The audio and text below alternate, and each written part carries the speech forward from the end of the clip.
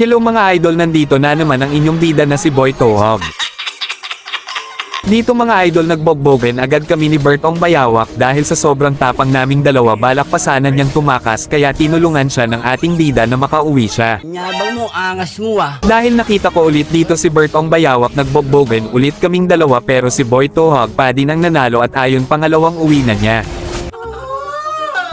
Dahil sa katigasan ng ulo ni Bertong Bayawak, tinusok na naman siya ng ating bida ayon ikatlong uwi na niya. Napakapangit ng ugali mo. Dahil may balak agawin ang pagong ng kapatid ni Sylvana at ayon pinauwi mo na namin siya. Nakita ko ulit dito si Bertong Bayawak, balak pa sana niyang tumakas kaso tinamaan siya ng sibat ni Boy Tohog ayon patay siya. At dito nakita ko yung kalaban na mahilig uminom ng alak kaya sa sobrang lasing niya pinatulog muna siya ng ating bida. At dito na nagtatapos, maraming salamat kung di ka pa nakasubscribe, mag-subscribe ka na.